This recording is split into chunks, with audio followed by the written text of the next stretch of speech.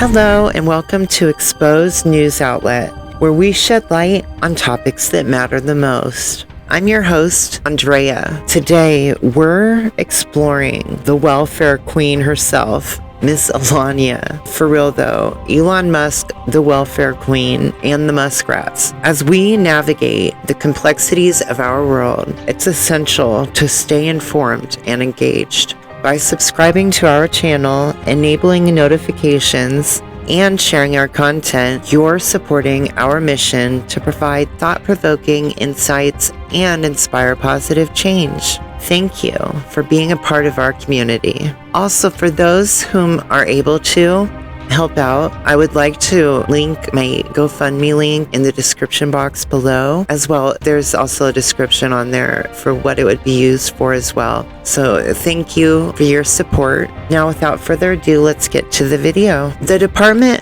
of Government Efficiency, or DOGE, I like to call it douche because they're a bunch of douches, led by Russell Vought and spearheaded by Elania herself, has been criticized for its claims about government spending on LGBTQ+ projects and programs. In a report, DOGE alleged that the Biden administration had spent millions of dollars on radical gender ideology, including drag shows and transgender programs. However, fact-checking organizations and independent media outlets, much like mine, have disputed these claims, finding that they were exaggerated or taken out of context completely. The claim that a drag show costs millions of dollars is indeed misleading and reflects the lack of understanding about the drag culture altogether. Drag shows can vary greatly in terms of production costs,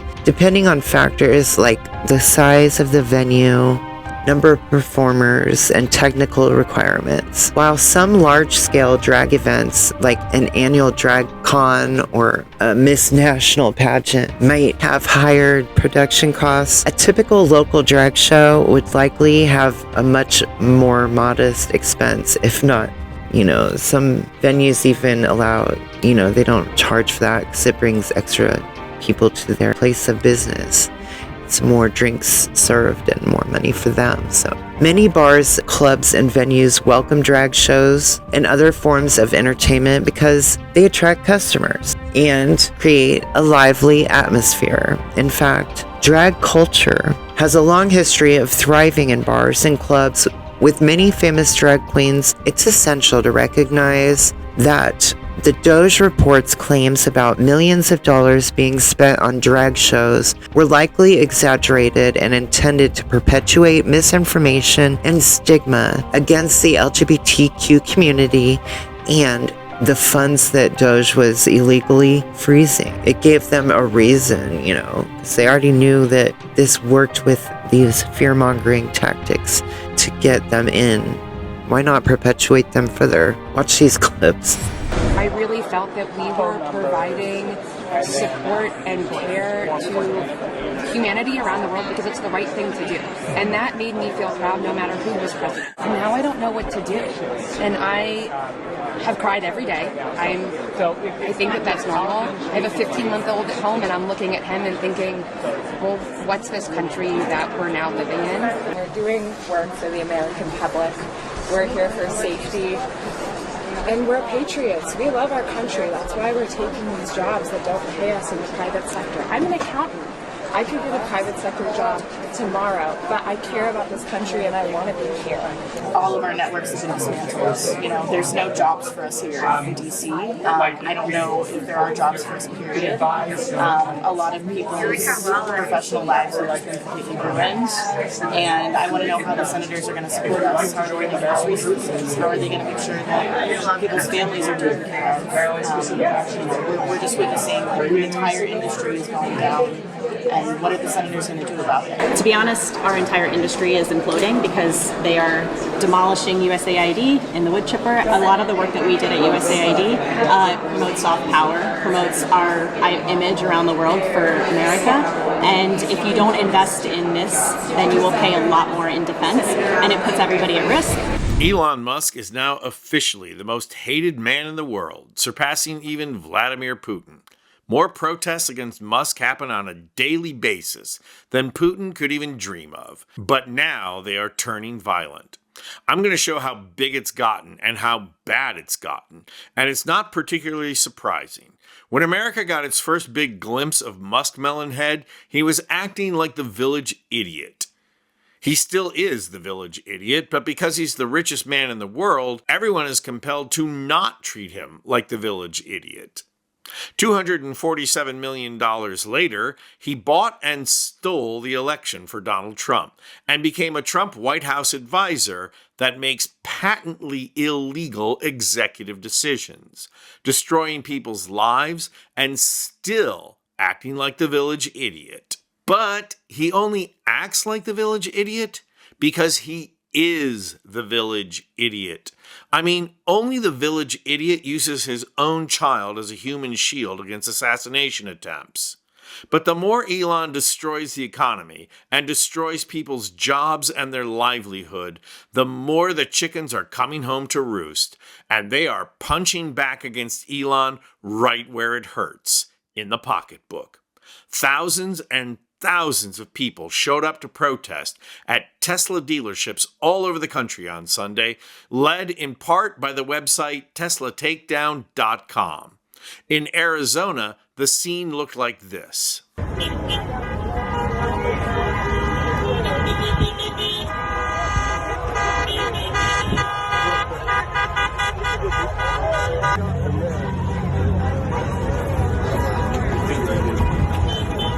In Lower Manhattan, the scene looked like this.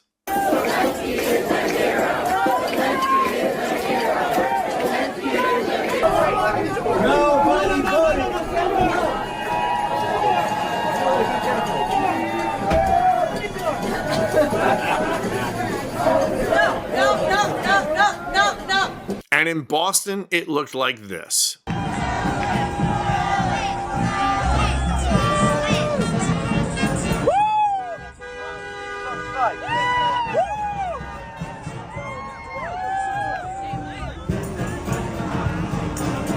And these aren't the only protests against Musk. All over the country, Republican congressional representatives are holding town halls in which they try and defend President Musk's policies.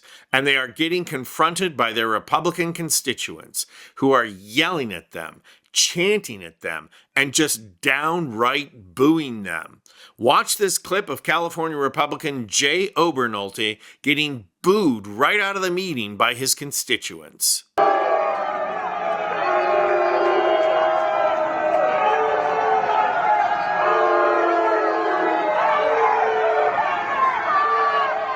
And I got news for Elon Musk Melonhead. Those Republicans aren't really booing Jay Obernolte. They are booing Elon Musk. But now it's turning even uglier. The first Tesla showroom in France was torched and burned down. And there is a manifesto encouraging all Tesla dealerships to be burned. And in Massachusetts, a Tesla charging station was set on fire. Watch this. Says tonight that these Tesla charging stations in the town of Littleton were intentionally set on fire. You can see them really badly burned, just charred remains of those two stations right there. A couple more here as well. WBZ's Louisa Moeller's live for us in Littleton tonight. Louisa, police are asking for the public's help. Try to track down whoever did this. And David, can you see these right behind me? I mean, they are so charred in some spots that you can't see the Tesla logo anymore. Each charger charred in various shades of black. Evidence of the fire that broke out in this Littleton parking lot last night. And the fire chief says these flames were no accident. At this point, it does appear that it was a set fire. Around 1 a.m., firefighters were called to Constitution Ave and found 7 Tesla charging stations up in flames. They burned for nearly an hour until electricity was finally cut to the units. To say the least, anger and resentment against Musk and his attempt to destroy America and American democracy is boiling over. Trump's tariffs kicked in last night, and it's going to trash the economy. So unemployment is on the rise, inflation is on the rise, and things are only going to get worse. For Democrats, that would ordinarily translate into landslide victory in the midterm elections. And the anti-Musk, anti-Trump sentiments could and should help propel Democrats to victory in 3 special elections to Congress. Only there seems to be no plan in place to help win those seats. Thank you once again, Democratic leadership, for enacting yet another non-plan to win. But these violent attacks against Musk spell trouble for Democrats. First and foremost, they could repel the Republican voters who will now gladly vote for a Democrat for Congress if it will mean getting rid of Elon Musk. But more importantly, violent attacks like these can and will be used as a pretext for Trump to declare martial law and suspend elections in 2026. And here I want to remind everyone that a white supremacist started the violence in the Minneapolis Black Lives Matter protest. So Democrats have to do more than just ensure all our protests are nonviolent. We have to prepare now for paid operatives to start violence as a pretext to shutting down the 2026 elections, because I can all but guarantee that's the plan. Governors and secretaries of state need to start planning now over how they will oppose such a declaration and ensure the vote. I have no doubt that they will need the National Guard to protect precincts from Peter Hegseth and from organized but unofficial militias. That planning needs to take place now, not 2 weeks before an election. In the meantime, here's another effective protest against Musk. Convince everyone you know who owns a Tesla to list it for sale on cars.com. They don't have to sell it. That doesn't have to be their intent, but it's a great way to protest because it will make the market on Teslas absolutely tank. And in the tank is exactly where Elon Musk Melonhead belongs. I'm Anthony Vincent Gallo for Occupy Democrats. Only a month into the Trump administration, and the scandals are already piling up. Here are some of the most notable ones involving Elon Musk and Trump. Musk's masks, emails. Elon Musk has, as the head of the Department of Government Efficiency, sent an email to the federal workers demanding they list their accomplishments in the past week or face termination. This move has been met with widespread criticism, with many agencies telling employees not to respond at all. Conflicts of interest. Musk has been accused of having conflicts of interest between his business ventures and his roles in cutting government costs. While the White House has said Musk will recuse himself if any conflicts arise. That's an utter joke. Grok controversy. Musk's AI chatbot, Grok, was found to be blocking results that mentioned Musk and Trump spreading misinformation. This has raised concerns about censorship and bias. DOGE controversy. Trump appears to have contradicted the White House by saying that Musk is in charge of the Department of Government Efficiency, DOGE, as they keep going back and forth and even picking random people to throw under the bus, to saying one individual was on vacation in Mexico and they randomly told her that her new position would be overseeing. I mean, it's complete incompetence. This has raised questions about who's really in charge and what their authority is and what's even going on, what is really going on. What had happened was federal worker layoffs. The Trump administration, with Musk's involvement, has laid off thousands of federal workers and offered buyouts to many more. This has led to concerns about the impact on the government services and the economy, as well as national security and overall safety in general, and not to mention a constitutional crisis. These are just a few of the scandals that have emerged in the first month of Trump's administration. It's clear that there are many more controversies brewing. Watch these 3 clips. Tell me what you did last week or get fired. No, don't do that. Yes, do that. If you don't, then you're fired or semi-fired. But wait, it was all just a test and you failed. So here's one last. Tell me what you did last week. No, don't do that. Are you confused?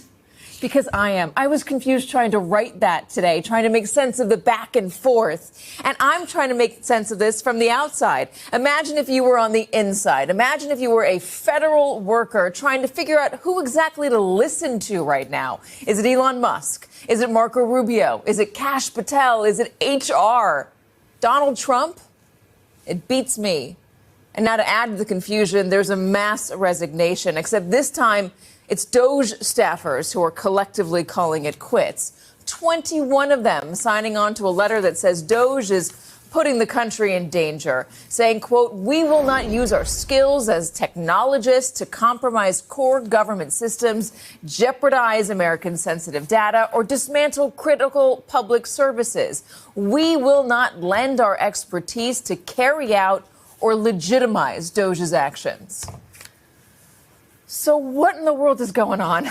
Joining us now, NBC News White House correspondent Vaughn Hilliard, NBC News Chief Capitol Hill correspondent Ryan Nobles, and MSNBC legal correspondent Lisa Rubin. Vaughn, I truly do not understand what is happening right now within the federal government. And if you are a federal worker, who you're supposed to be listening to, whether Donald Trump and Elon Musk are on the same page, and whether Donald Trump is actually secretly saying things behind the scenes to other government heads. Can you make any sense of this?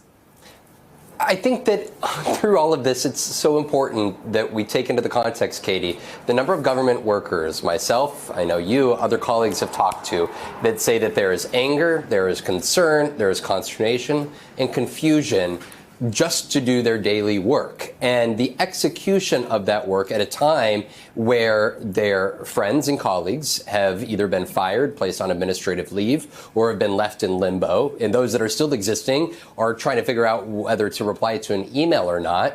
And in the case of Phil Sussman, he is a 10-year Army veteran who served in one of his tours in northern Syria. I just talked to him a few moments ago. He was working at USAID. He actually moved his family here in Washington, D.C. to work in the Middle East Bureau of USAID on the Syria desk. His family home in Florida, in St. Petersburg, was washed out in a hurricane last year, and he started this job in November. And just last night, late last night, I talked to him just about an hour after he received a termination letter. And I want to read one line to you, Katie, here. In his termination letter, it said very specifically, quote, "I am terminating you on the basis that it is in the best interest of the U.S. government." I asked that Army veteran, Phil Sussman, about what that message meant to him and his message to not only President Trump, but Elon Musk. Take a listen. I think that there are consequences to the things that are happening right now. And we may not feel it now, and most of the country may not even feel it now, but we all will at some point. And I think it's important that we put a face, we put faces on what's happening. These are real American lives being lost right now. This isn't a meme. This isn't a tweet. This is myself and my wife and my 3 children who don't know how we're going to pay the mortgage next month. You know, this is someone that has spent people that I work with that have spent their entire lives dedicated to helping others, sacrificing for others. I worked with an Afghan immigrant. She came over as a child, and her entire life has been about supporting the United States and our mission overseas and helping others. And she's losing her job. We're all losing our job. The people that truly care, like the selfless members, like some of the most selfless members of our society. You know, as selfless as any person I ever worked with in uniform carrying a gun, the people I worked side by side with in USAID, who truly cared, and we're casting them aside, and we're saying that you don't matter. Phil Sussman said it's about more than families like his own or the other thousands of employees, Katie. But he said, for instance, in his position, he worked as effectively a liaison between USAID and the partners on the ground distributing humanitarian aid in Syria. There is now a void because of his termination. It's stories like that here that I think will increasingly rise to the forefront of this conversation as we watch Elon Musk effectively go through and continue this purge of federal workers across the federal government. Hearing from him and hearing that he's going to struggle to pay the mortgage next year, I mean, that is a human face on this. At the same time you hear that, you see Elon Musk running around with a chainsaw and laughing about how they're cutting government workers and claiming that all these folks are corrupt. And you just saw, one of the people that got laid off right there, putting, again, a human face on this, not a meme, as he said. Ryan, you're also getting a lot of blowback for lawmakers, Democrats and Republicans, Democrats who want Democrats to stand up and be louder about this and to fight harder, and Republicans facing voters in town halls who say, I'm sorry, I didn't elect a king. I elected a guy who would be a part of a system of government, and you're the other guy or gal I elected, and you're a part of that system too. What are you doing? Why are you abdicating your responsibility? Has any of that feedback come back into the halls of Capitol Hill? Any changes that you're seeing? I think, Katie, what we're seeing develop right now is at least a degree of mild criticism from a very small group of Republican members, not necessarily about the end goal for Elon Musk and the DOGE operation, but the way that they're going about implementing it. And I do think it is in part, as you rightly point out, the heat that they're taking in these public town halls, the volume of calls that they're getting to their offices as well. And what we saw play out here today is that you are now, and something that we couldn't find a week ago, 2 weeks ago, a month ago, people willing to criticize the administration's process here, saying that they need to go about trying to execute this goal of reducing the federal workforce with a little bit more dignity, with a little bit more grace. Take a listen to what some of them had to say. I'm all for trimming the government, but I'm all for also doing it in a deliberate manner that allows people to adjust in their lifestyle. Look, I think they need to be more targeted and they need to be more thoughtful. I think so. Things are happening a little bit too fast and furiously, I think, and that's why we've had some of these unintended consequences. Just a little bit of humanity and dignity to the process, I think, is what many of the Alaskan federal employees are asking for, and I don't think that that's asking for too much. And that's Lisa Murkowski there at the end from Alaska, who I spoke to yesterday. And she was very interesting in the way that she went about this. She said that that email that you were talking about earlier, Katie, was intimidating for these federal government employees, and that these are the folks that make sure that our wildfires don't grow out of control in our nation's forests. They're the ones that are trying to research drugs to try and cure ALS. She had a long list of these things that she says federal government workers are on the front lines trying to fix and protect. And she said the way that they're being treated right now just is unfair. And this is not the way to go about completing this mission of making government more efficient. Yeah, the second lawmaker, they're saying that, I just threw my pen across the table. The second lawmaker there saying that these are unintended consequences. I think that the issue here is that these are the intended consequences. If you're somebody like Elon Musk, they intentionally are not doing this surgically. I keep saying surgically. No, they're just doing this. They're taking a hammer to all of it. They're taking a chainsaw, as Elon Musk was waving around. The other weird thing that I don't have a good answer for is who exactly is running the show here. It appears to be Elon Musk, but the White House won't say it is. And then today, Caroline Leavitt was asked this again by a reporter, and here's what she said. Can you tell us who the administrator of DOGE is? Again, I've been asked and answered this question. Elon Musk is overseeing DOGE. No, Elon Musk is a special government employee, which I've also been asked and have answered that question as well. There are career officials at DOGE. There are political appointees at DOGE. I'm not going to reveal the name of that individual from this podium. I'm happy to follow up and provide that to you. But we've been incredibly transparent about the way that DOGE is working. They've been incredibly transparent, but they cannot name the individual in charge of DOGE, the administrator, from that podium. I'm sorry, Lisa, is this a national security position? Is this person working undercover? Is there a reason why their identity can't be known by the American public? I don't think so. And Katie, you and I both know that every 4 years, the identity of thousands of political appointees is revealed in something called the Plum Book, which gathers up people of that status or designation. The other thing that's really interesting is that not only can the White House not tell the press corps who the administrator of DOGE is, but yesterday in a Washington federal courthouse, a DOJ lawyer also couldn't say who the DOGE administrator was. Judge Colleen... Couldn't say or wouldn't say? Could not say. Did not have that information at their disposal. They were asked what Mr. Musk's role was with respect to DOGE. And the Department of Justice lawyer said, all I can say is he's a close advisor to the president. But when asked and pressed who the administrator of DOGE was, the person did not know.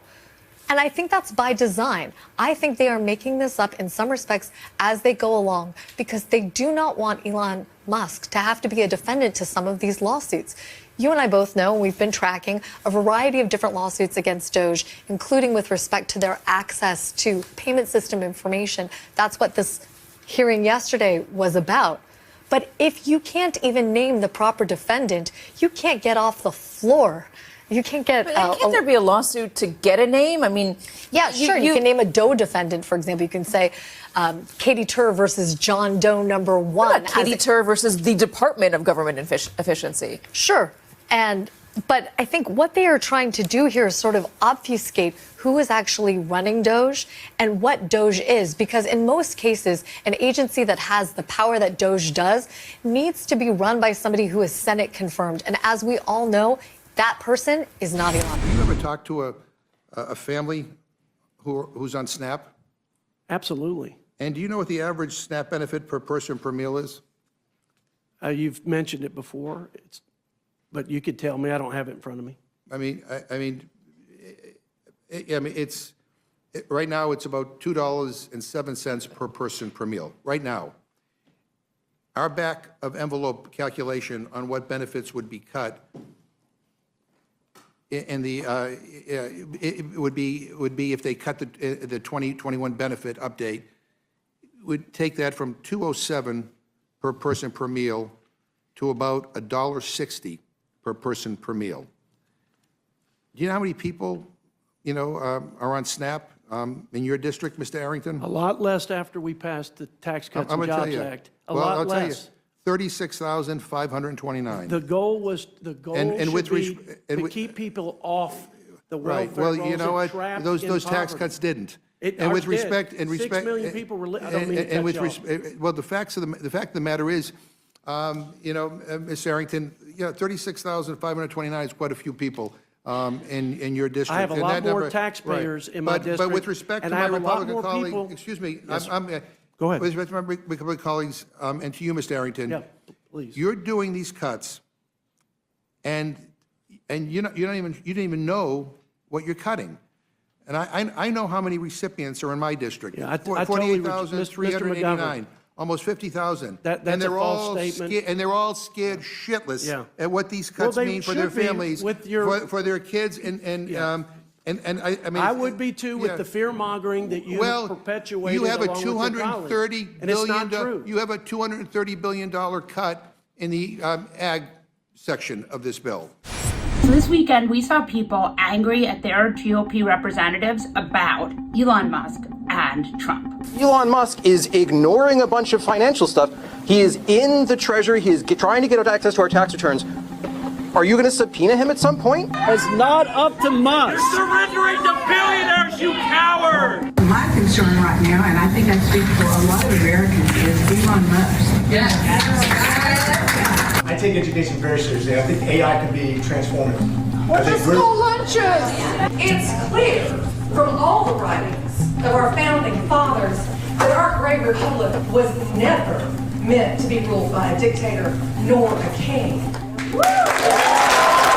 Why is a supposedly conservative party taking such a radical and extremist and sloppy approach to this? If you're going to just yell at me, that's not going to be an effective tone. But we're pissed. You want to be effective and controlled, because if everybody's yelling, it's not going to be an effective tone. Can you talk to us like actual people? Well, now lawmakers are spooked about future heated exchanges, and GOP leaders are actually suggesting these town halls maybe should be put to an end. So look, this happened in 2017 when Republicans tried to repeal Obamacare. It's what happens when you try to pass wildly unpopular policies. You'll remember that this week the House passed this reconciliation bill, which will call for $880 billion cut from Medicaid over 10 years.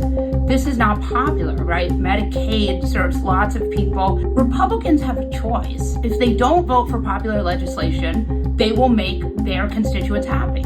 If they vote for unpopular legislation, their constituents are going to protest. This is just math. And the fact that these Republicans don't understand that doing unpopular things will make them unpopular is sort of baffling to me.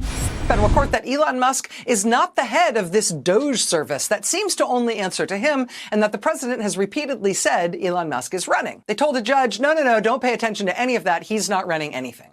That led to an especially awkward moment at the White House press briefing today, in which the White House press secretary insisted that Elon Musk, per that attestation to the court, Elon Musk is not running DOGE, and somebody else is. But she said she couldn't say who it was. She said, quote, "I'm not going to reveal the name of that individual from this podium." A few hours later, the White House announced that somebody nobody ever heard of is the real head of DOGE, not Elon Musk. There is a person running this government agency. It's not Musk. It's a person, her name is Amy Gleason, who reportedly works from Nashville, who was reportedly, quote, scheduled to be on vacation in Mexico today, and who, according to the New York Times, quote, told associates that she was not aware ahead of time that the White House planned to make public her role today before the White House announced her. So, random Tennessee resident on vacation in Mexico, phone starts blowing up. They're saying I have what job? I have Elon Musk's job? That's what they want me to say is my job? They want me to say I'm running Tesla? No, running DOGE. That's what they want me to say is my job. In Washington? Did I mention that I live in Tennessee and I'm currently in Mexico? Okay, what do you want me to say?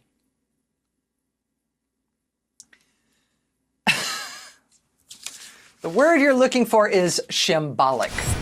Well, Elon Musk's recent activities have raised eyebrows, especially concerning his role in the U.S. government. As the head of the Department of Government Efficiency, DOGE, Musk has been working to shrink the federal bureaucracy. But some of his actions have sparked controversy. 21 employees from the Department of Government Efficiency, DOGE, resigned in protest due to the actions of Elon Musk, who was appointed by Donald Trump after literally paying and buying his presidency. He was chosen by Donald Trump to lead the department's cost-cutting efforts. Controversy surrounding Musk's leadership and the mass resignations is linked to his demands for federal workers to justify their roles and provide detailed reports of their accomplishments, which, by the way, a lot of these federal employees have very confidential work that they do, and they can't just detail these in open emails that are not secure. It's absurd. It's also a national security hazard in itself. Musk had instructed federal employees to submit a report detailing their work accomplishments for the previous week. The warning that failure to respond would be taken as a resignation. This move has sparked widespread criticism and controversy and concern among federal employees who felt that Musk's demands were unreasonable and threatened their job security. The mass resignation of DOGE employees in protest highlights the growing tensions between federal workers and the Trump administration, which has been pushing for significant cuts to the federal workforce. The situation has sparked concerns about the impact on government services and the livelihoods of federal employees. Watch this clip. About how government was working up until 2 weeks ago. Right. And, put it in a little context here. think about Donald Trump. When he ran for president, he spent a year telling everybody in America he was going to lower costs for families. Remember how he said repeatedly, his words, he would lower costs on day one. That's what he kept saying. And here we are, we're in the second month of the Trump term. And not only has he done nothing to lower costs, instead, what he's doing is he's shut down, he's sidelined this consumer agency that actually helps people and has returned money to people when they've been cheated. So he's driving up costs for consumers, for families, instead of pushing them down, exactly the reverse of what he promised. So this is an agency which, by design, returns a profit directly to the American people, directly to the consumers it protects. Yeah, in fact, think about it this way. What this agency found is they found over the last dozen years $21 billion of places where banks and credit card companies and payday lenders and online money transfer outfits and your bank, your checking account, had cheated people, had tricked them, had trapped them, but clearly had broken the law. They found it. They got in touch with them, they went after them, they prosecuted them, and most of all, made them return the money directly to people they cheated. Now, just so you understand, when you sideline that agency, all of that activity stops. And that's basically what we talked about today.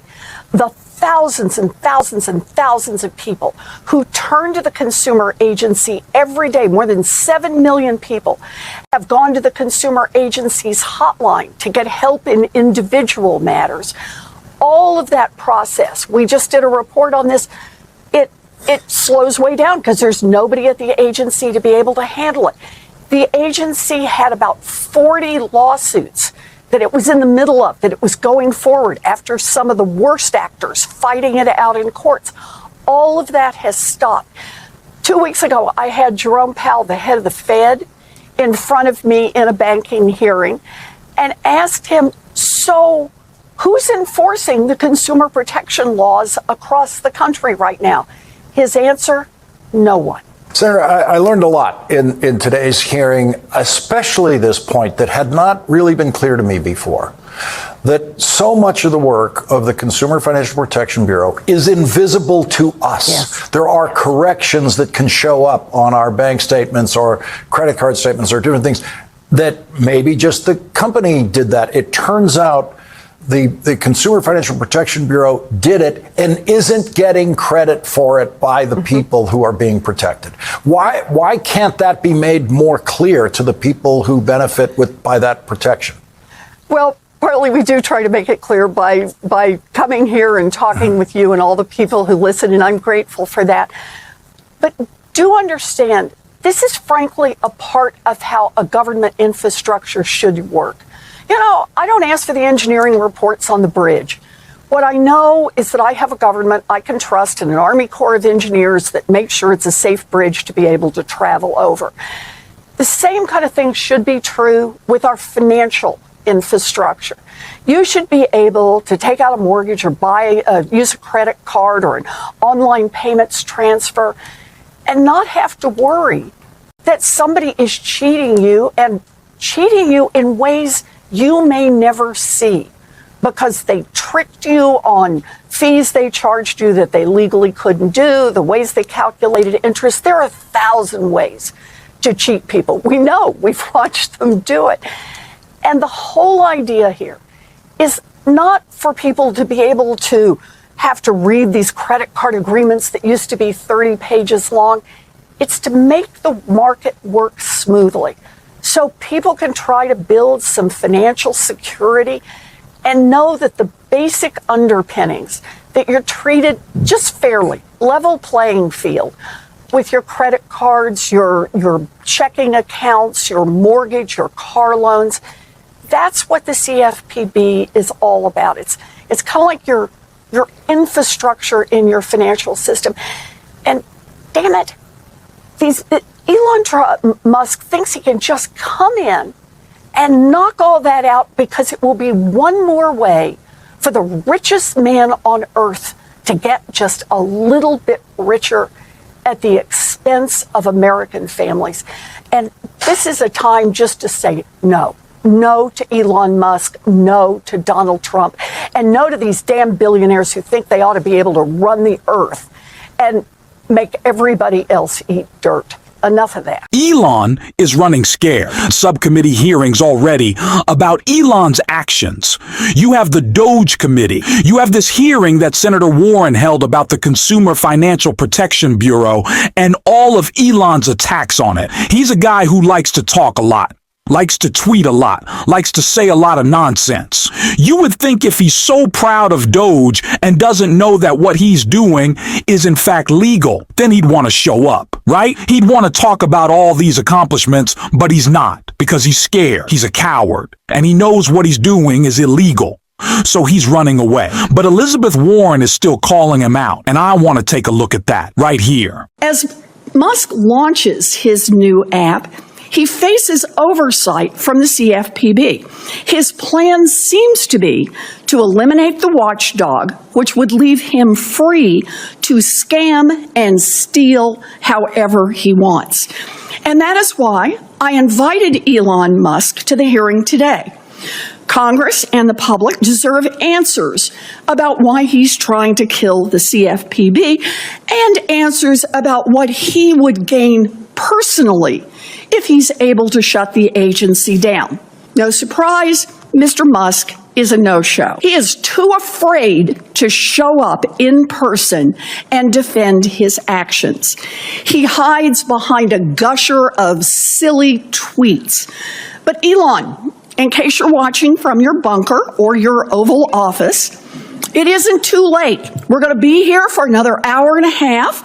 We have saved a seat for you, and we all have plenty of questions. It is so important that we be hype specific in our messaging, that we get down into those local examples. These are national topics that we're dealing with, but we got to get specific. Don't make this just about agencies. Make it about the people those agencies protect.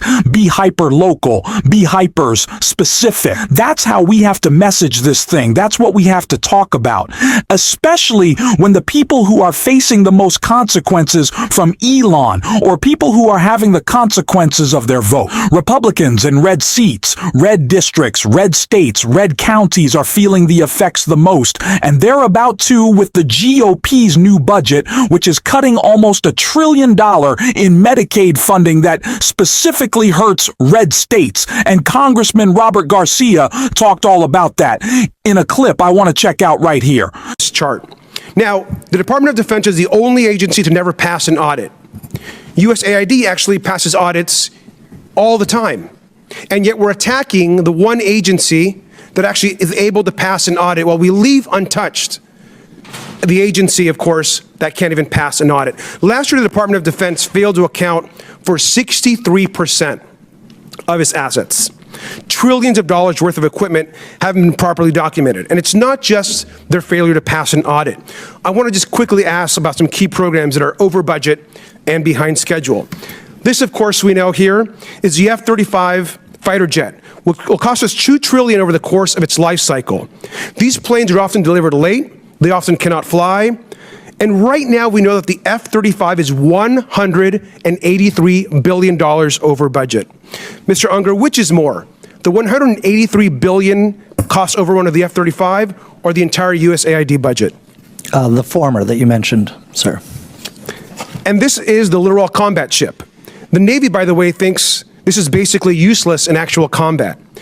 Could have a lifetime cost of over $100 billion, according to ProPublica. Mr. Unger, that's also way more than the entire USAID budget, is that right? Yes, way more. Thank you. And I also want to just ask you about the Central Intercontinental Ballistic Missile Program, which has seen its costs soar over 81% during its program cycle. It costs $141 billion with cost overruns and soaring program cost. Mr. Unger, you know what I'm going to ask you, but is $141 billion more than the entire USAID budget? Absolutely. Mr. Unger, Elon Musk and his companies have received about almost $40 billion in government contracts, loans, subsidies, and tax credits. That amount, that roughly $40 billion, is basically enough to run USAID for an entire year. Is that correct, Mr. Unger? That is correct for USAID's budget and the programs that it manages. The majority isn't talking about Elon Musk programs or asking them here to testify. They're attacking USAID and are supporting a billionaire who gets richer every single day. We got to push back every single time. And with that, I yield back. Republicans, are you starting to regret your vote? Yet are you wishing it was Kamala in the White House with Tim Walz protecting your Medicaid, protecting your Social Security, protecting the programs that Elon has slashed? I'm sure, I bet you are. So let's learn from this. And remember that we have some elections coming up. Let's do things differently. Then it's what we're going to be talking about on this show every single day. If you want to support that, as always, you can hit that subscribe button. You can leave a like on this video. And if you stuck around at the end, you drop a blue heart in the comments. And until next time, I'll see you soon. Regarding new contracts, it's worth noting that Tesla recently secured a $400 million contract with the U.S. government for armored electric vehicles, in the process of him cutting everybody else's money and entitlements. He's definitely making sure that he gets paid more. As for subsidies, Musk has indeed convinced the Trump administration to cancel subsidies for his competitors, including Rivian. Rivian has received a $6 billion loan from the U.S. Department of Energy, but the company may now face difficulties due to the canceled subsidies. That's just wrong. Musk's actions have raised concerns about conflicts of interest and the legality of his role in government altogether. Some lawmakers and experts argue that Musk has overstepped his authority and may be violating privacy laws, a substantial amount of subsidies himself, and loans over the past decade, with estimates suggesting around $19 billion in government support. This support came in various forms, including grants and tax breaks. Musk's companies, such as Tesla and SolarCity, received grants and tax breaks to support their operations and expansion. Loans. Tesla received a $465 million loan from the U.S. Department of Energy in 2010, which was later repaid. Environmental credits. Musk's companies have benefited from environmental credits and rebates for promoting sustainable energy solutions.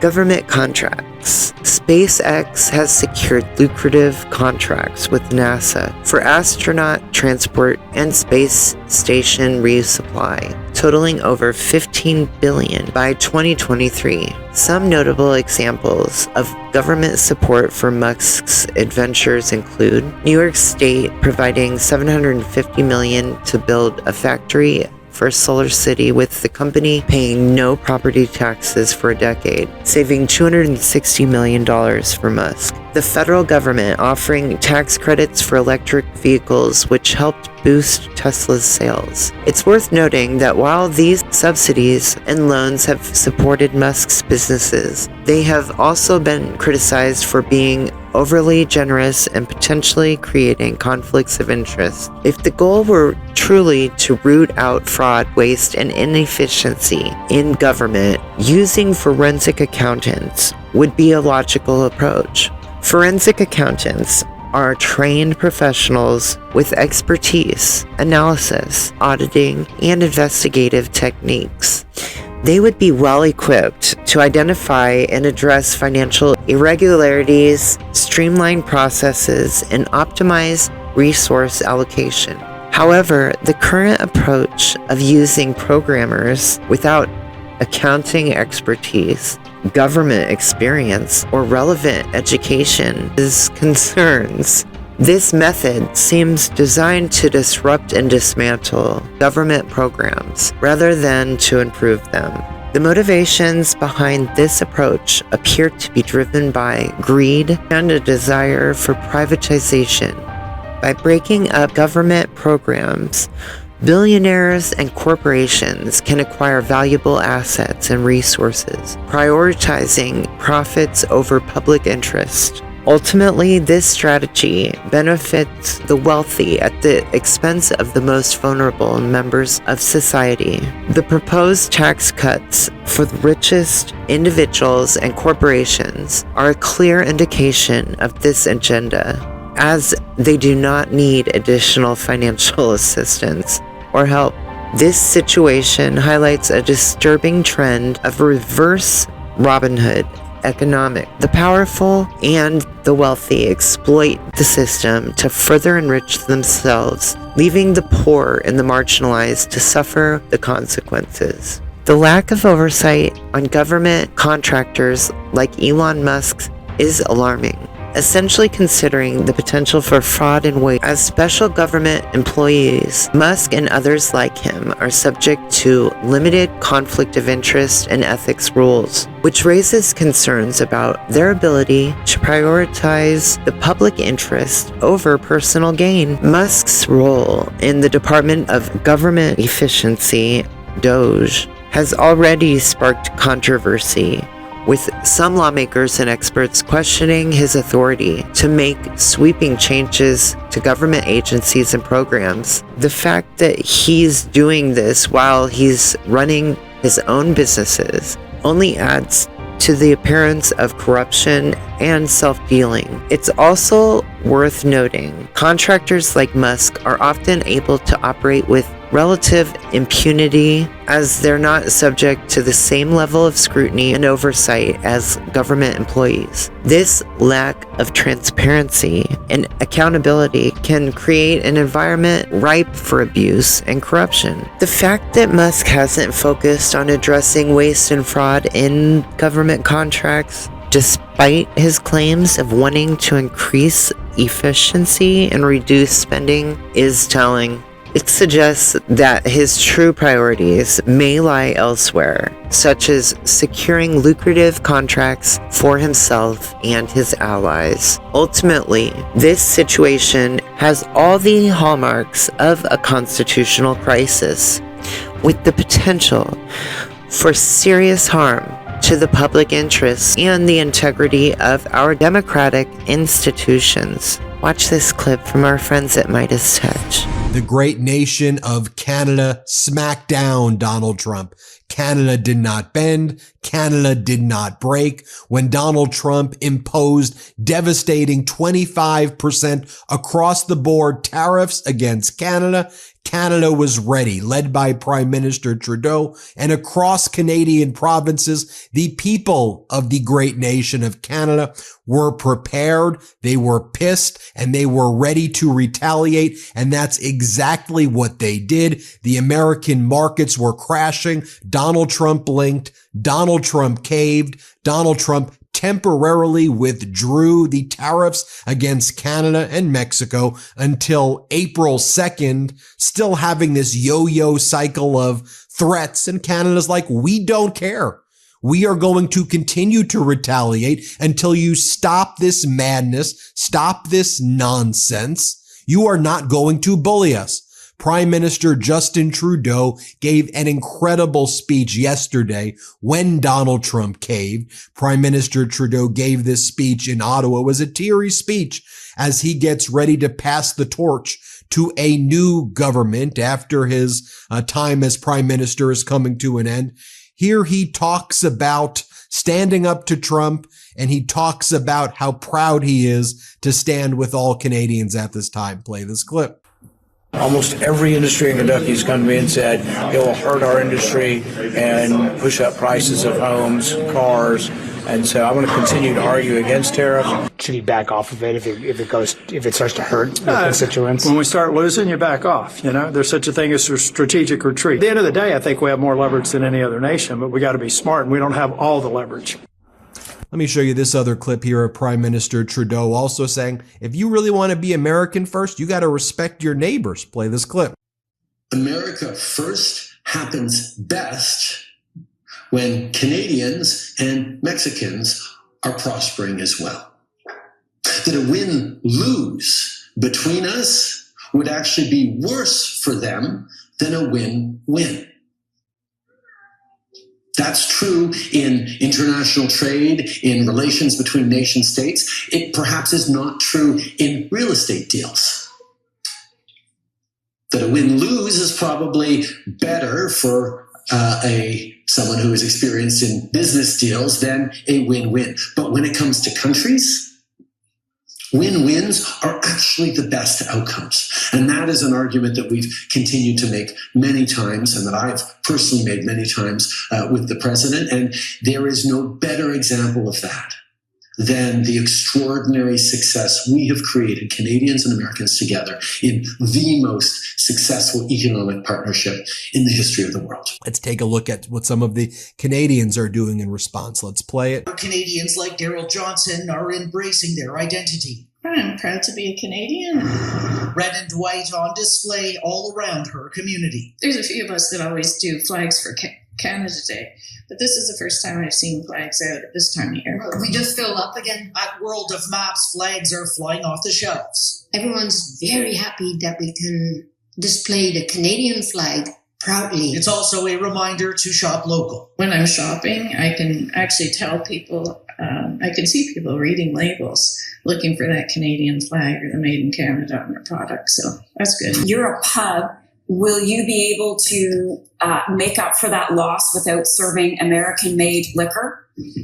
Oh, of course. We pulled our product on Friday morning. We have not served any American liquor since then. Really?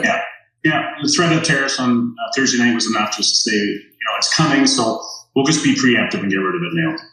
Here are some of the protests taking place in Canada. Let's play it. As anger towards Donald Trump reaches a boiling point in the nation's capital,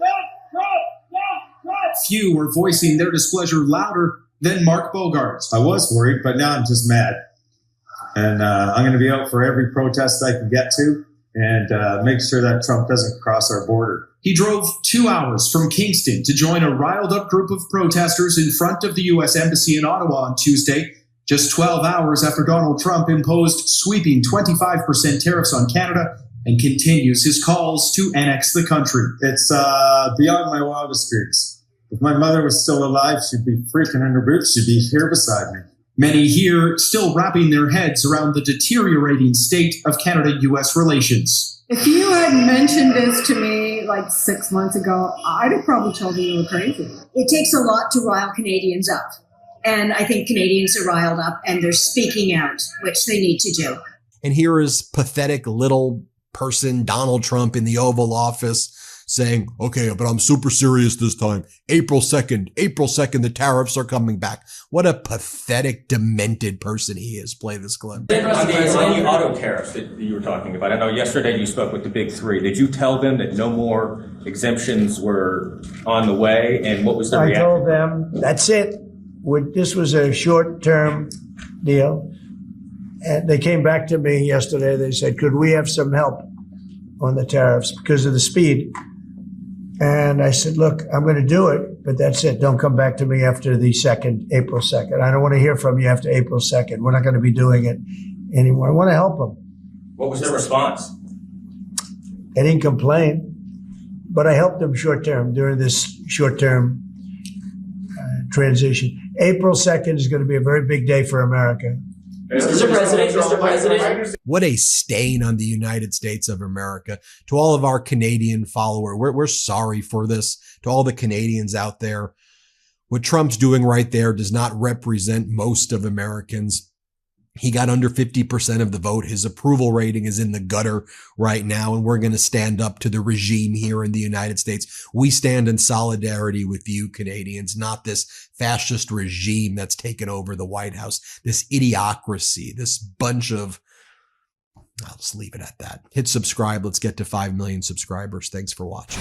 In a conversation with Sean Hannity, Trump expressed admiration for Musk's work, particularly implementing executive orders, making sure that they're carried out. Trump also acknowledged Musk's role in helping him with technology and efficiency, referring to him as tech support. Trump has even expressed comments expressing a desire for Musk to be meaner and harder on people because he was too nice, like he said to Mike Johnson as well. And they highlight the close relationship between Musk and Trump and his appreciation for his chaotic destruction of our government and our federal employees, including veterans, that we should be taking care of, not traumatizing further. Trump recently asked Elon Musk to take a tougher stance on federal employees, stating that Musk was being too nice.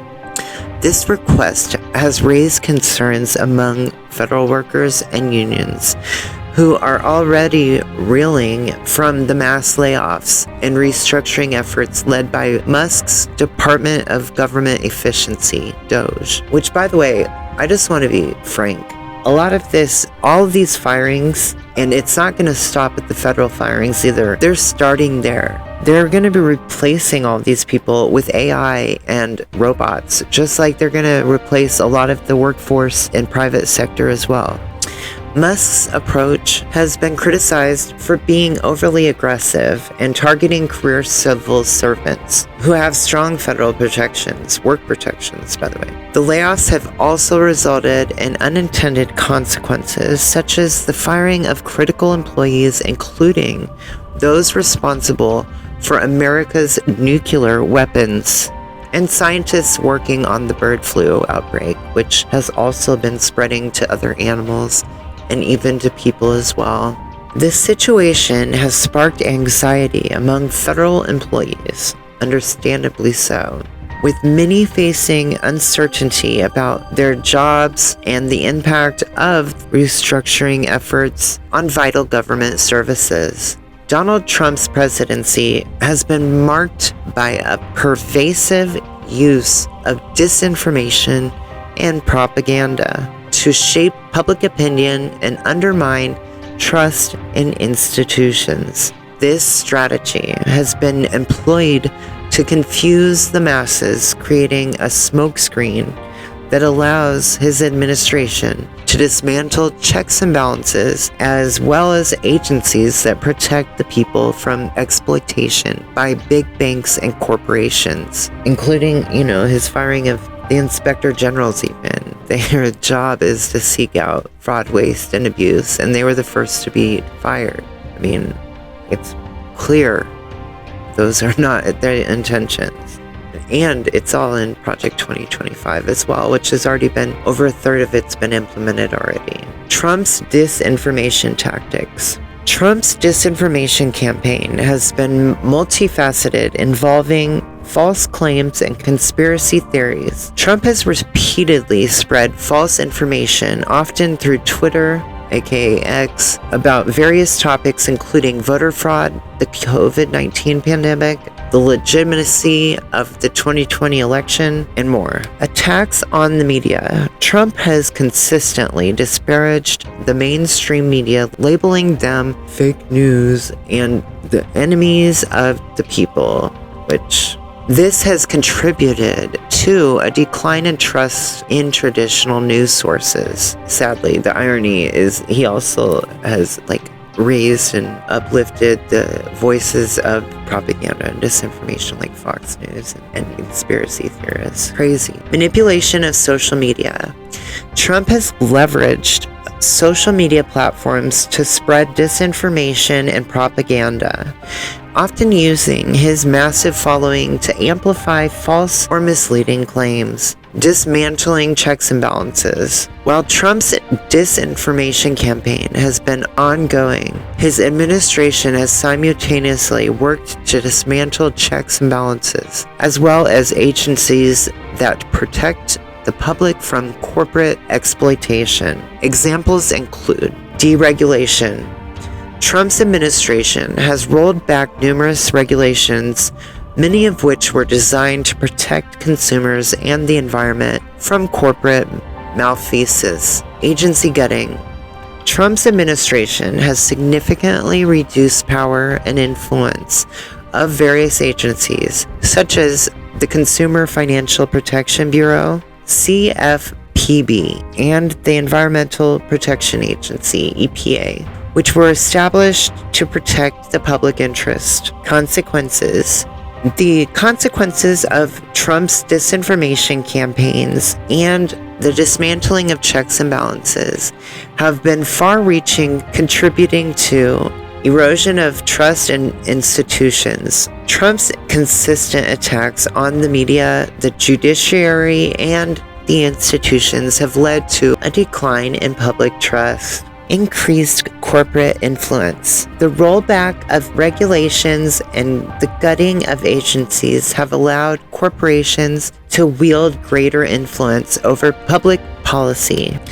Harm to vulnerable populations. Trump's policies have disproportionately harmed vulnerable populations, including low-income communities, people of color, and the environment. Overall, Trump's use of disinformation and propaganda has been a key component of his strategy to consolidate power, undermine institutions, and promote the interests of corporate elites. Elon Musk and Donald Trump have repeatedly made false claims about alleged funds and fraud, only to have these claims debunked. However, they rarely correct or retract these statements, leaving their supporters with misinformation. This phenomenon is exacerbated by the existence of information silos, where people consume news and information from biased or unreliable sources. These sources often amplify false claims, creating an alternative reality for those who rely on them.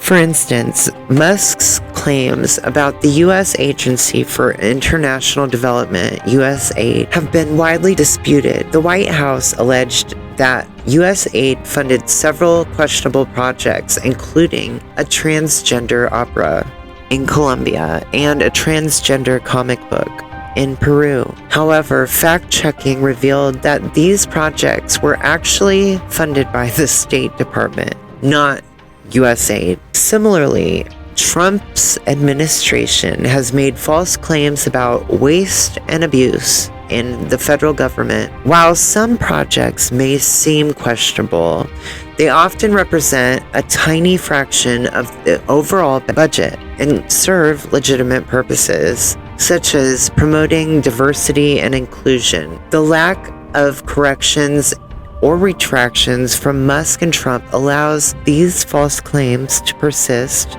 further polarizing their supporters and creating a distorted view of reality.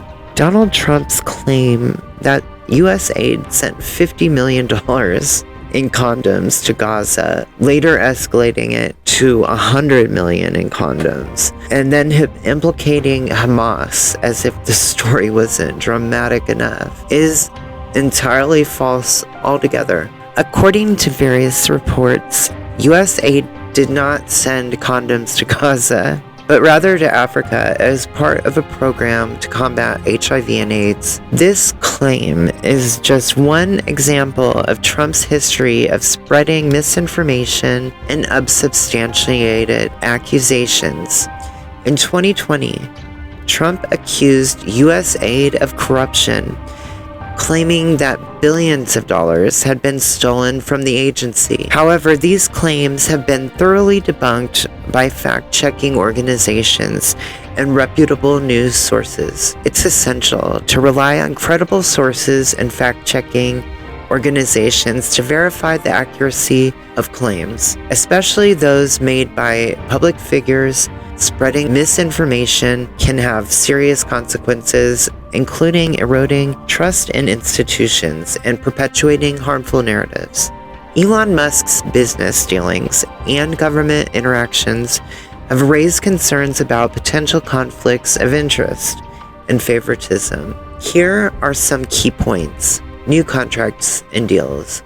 Number 1, SpaceX's Starship contract. NASA awarded SpaceX a $2.9 billion contract to develop the Starship spacecraft for lunar missions. Number 2, Tesla's Hertz deal. Tesla secured a massive order from Hertz for over 100,000 electric vehicles, worth around $4.2 billion. Number 3, Neuralink's government funding. Neuralink, Musk's neurotechnology company, received a $1.1 million grant from the National Institutes of Health, NIH, for brain-machine interface research, which is just creepy, as if he doesn't control enough people's thoughts already. He wants to put a computer chip in them to further control them. Canceling subsidies for competitors. Number 1, Rivian subsidy cancellation. The Trump administration canceled a $6 billion subsidy for Rivian's electric vehicle factory in Georgia after the Biden administration had administered one before leaving office. Number 2, Tesla's subsidy advantages. Meanwhile, Tesla has continued to receive subsidies and incentives for its electric vehicle production and sales. In number 3, they also canceled a Verizon contract that Verizon had with the FAA, and Starlink is supposedly taking over after Verizon had already put in the resources and spent money on the technology, and it's messed up. Firing agencies and ignoring safety concerns. Number 1, NHTSA investigation. The National Highway Traffic Safety Administration, NHTSA, has been investigating Tesla's autopilot system due to safety concerns and fatal accidents. Number 2, OSHA fines and settlements. Tesla has faced fines and settlements with the Occupational Safety and Health Administration, OSHA, over workplace safety violations and worker injuries. Number 3, firing of safety officials. There have been reports of Tesla firing or pushing out safety officials who raised concerns about the company's safety practices. These developments have sparked concerns about, number 1, conflicts of interest. Musk's companies have received significant government contracts and subsidies, raising questions about favoritism and conflicts of interest. Number 2, safety and regulatory issues. Tesla and other Musk companies have faced criticism for their safety practices and regulatory compliance. Number 3, unfair competition and monopoly. The cancellation of subsidies for competitors like Rivian has raised concerns about unfair competition and the impact on the broader electric vehicle market. Well, actually, before I end, I just want to mention that it's very concerning considering that Musk, once again, is also targeting different companies that had subsidies with, like, they were trying to add more charging stations. He actually owns the majority of them, and people are actually protesting, and even they actually burnt down one of the charging stations because of it. You know, other people have burnt down one of his showrooms in France, and it's getting, it's getting real, as they say, FAFO. And, at the same time, he keeps, he's said before he doesn't care what anyone thinks, and he's made it clear that he is a psychopath, incapable of feeling empathy. He's a malignant narcissist. He has deep-rooted issues, mental issues, and a lot of money and time to do whatever he wants. Somehow, he's not doing what he should be doing. His businesses are terrible. Anyway, imagine a world where facts matter and critical thinking is the norm. Together, we can make that vision a reality. Join our community of critical thinkers by subscribing to our channel, and let's create a better future for all. Thank you for your support, and as always, be kind to yourself and be kind to others. If you watched till the end, please drop a purple heart down below so I know that you watched till the end. Let me know your thoughts below as well. I know there's a lot of chaos and destruction, and unfortunately a lot of people that are losing their jobs that don't deserve to be treated like the way that they do. I'm sure that there is waste, fraud, and abuse, but what they're doing is not effective, and they're not rooting out waste, fraud. And furthermore, they're also doing this so that billionaires can get tax breaks at the end of the day. It's just wrong. This oligarchy has to stop. We have to vote these Republicans out and demand change. Thank you.